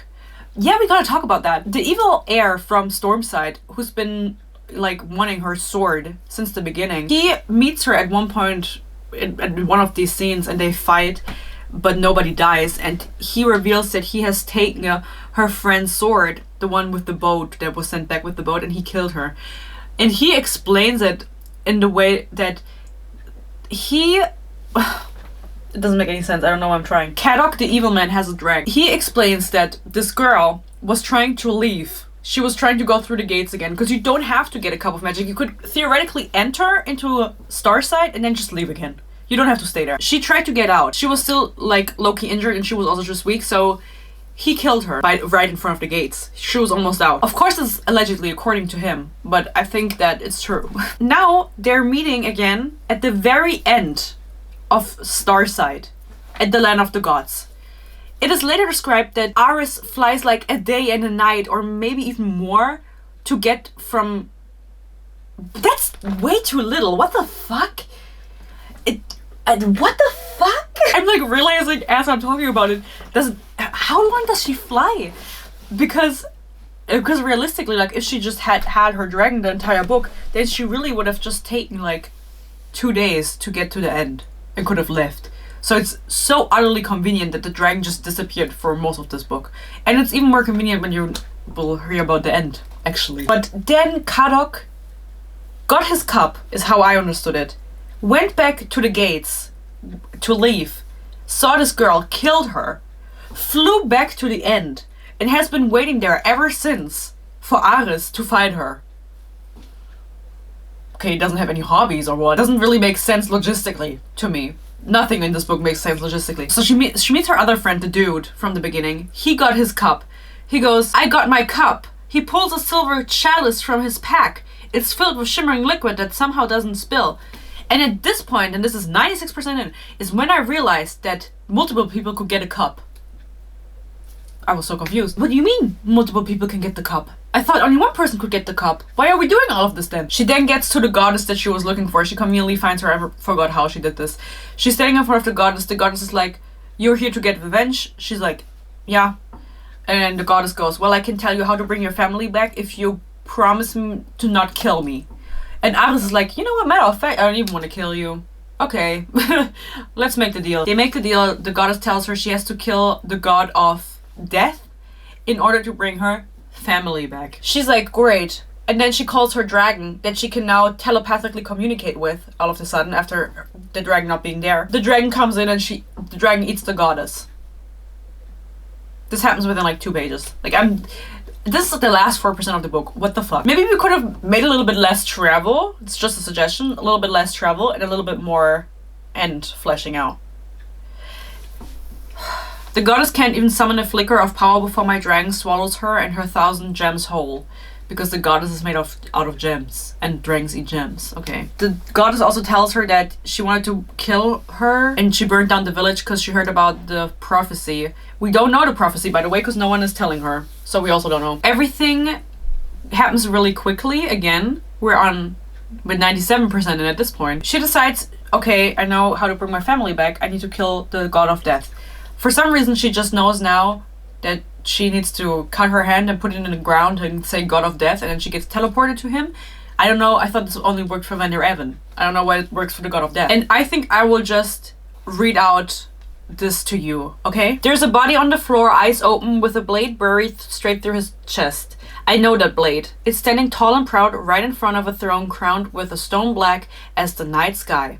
The throne of the god of death. When I meet the eyes of the person sitting in it, my heart finally breaks. No, I say. Raker doesn't say anything at all. My sword is across his lap, still in its scabbard. No, I say again. I have to be a little bit more dramatic. Shaking my head, refusing to believe it. Well, that's a lot of emotion. You can tell me how much emotion comes across in this scene. A goblet just like the one I claimed is turned over by his throne. It's empty. He drank it. Ares, he finally says, standing. Oh yeah, she also got her cup, by the way. No, I say, with every smelted piece of my soul. You don't get to say my name! You don't get to look at me! His eyes flash with something like regret, but a moment later it's gone. All emotion has vanished, just like the goddess. He takes a step forward. You shouldn't be here, he says. This is exactly where I should be, I say. This is exactly where I should be, I say, my voice shaking. I tilt my head at him. So, did you just kill the god of death? What the fuck is this interaction? So did he just kill him? I look at the man on the ground, but he doesn't look like any of the paintings from the great houses we visited. Not at all. Not like Raker does.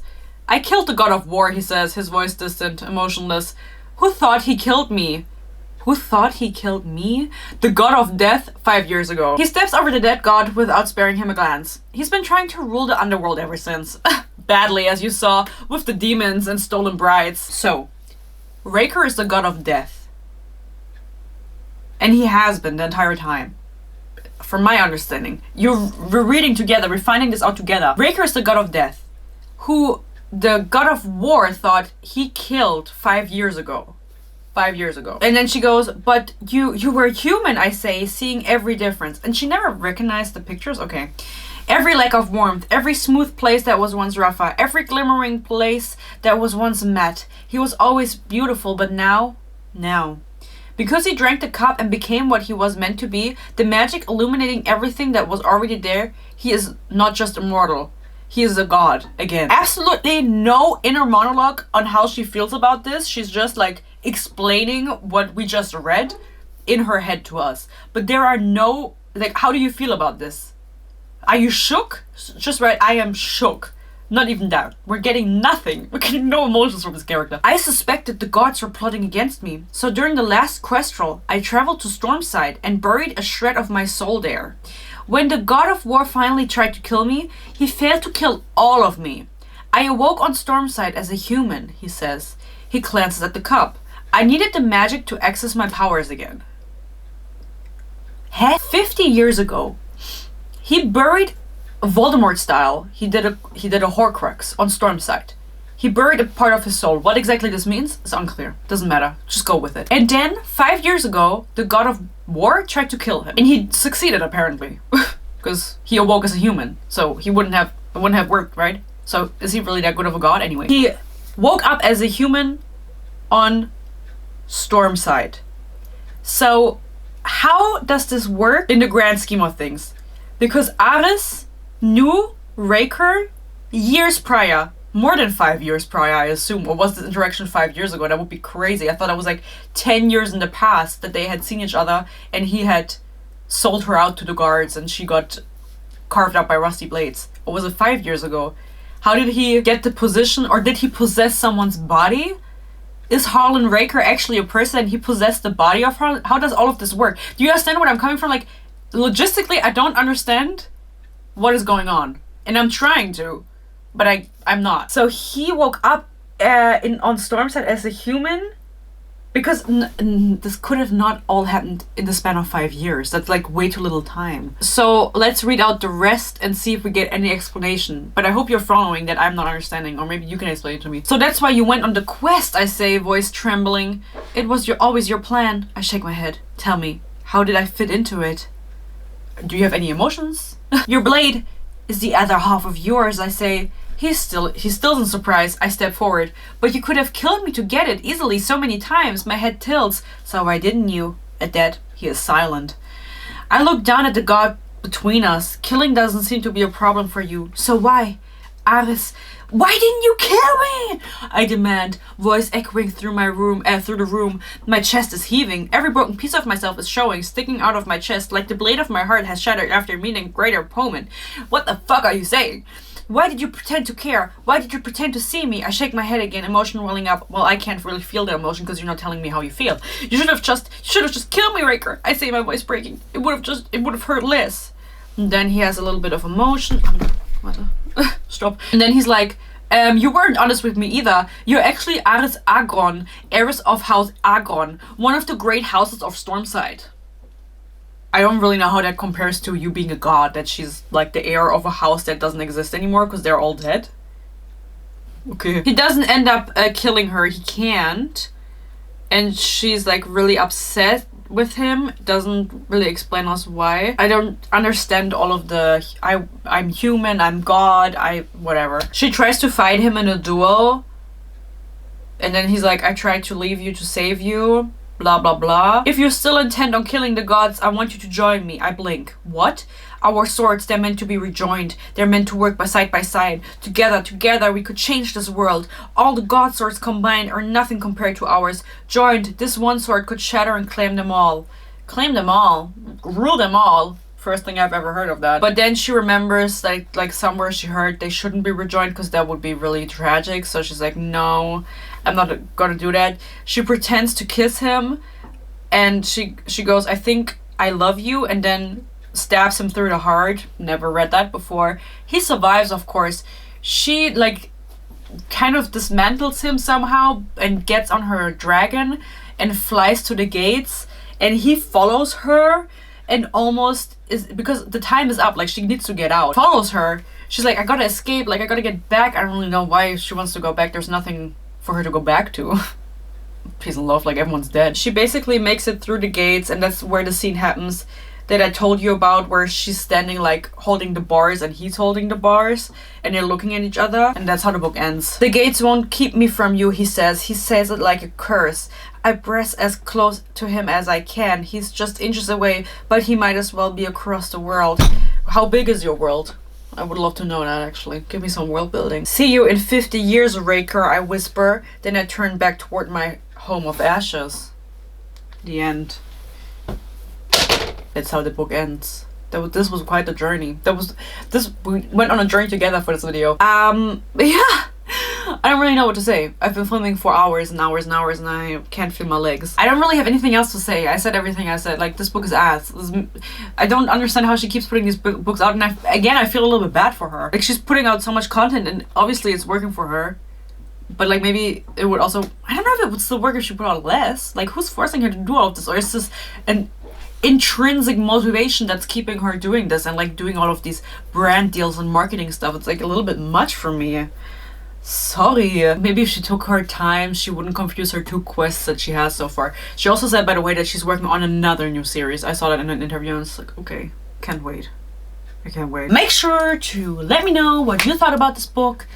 If you agree, if you've ever read an Alex Aster book, if you thought this was part of the Lightlark series because of its looks, if you want to be the Great Betrayer or the Destroyer or whoever else the options were, and if you agree with me, and if you don't, that's also fine. I forgot to give a disclaimer in the beginning. I'm going to be in trouble. I can't believe that this video took this long, but I really just wanted to make it clear that I am not pulling the criticism out of my ass. I actually think about it and I have valid points to dispute. People are always like, I don't understand how you like this book. Well, maybe watch the 2-hour video on it and then you get it. Thank you so much for joining me on this journey. Can't wait to see you again in November when Starside comes out and go through this journey again with you. Maybe I'll get a signed copy until then. I would love it. Or some merch from her limited drops. I would love it. Anyway, guys, thank you so much for watching. I love you so much. Thank you so much for watching. This was Sophie, or Honestly Sophie, reviewing Starside by Alex Aster. It is 2 AM. Hope you enjoyed this video. Stay happy, stay healthy. Peace and love. No, again. I hope you enjoyed this video. I hope you stay happy, you stay healthy. Peace and love. And hopefully, I'll see you in my next video. Bye bye.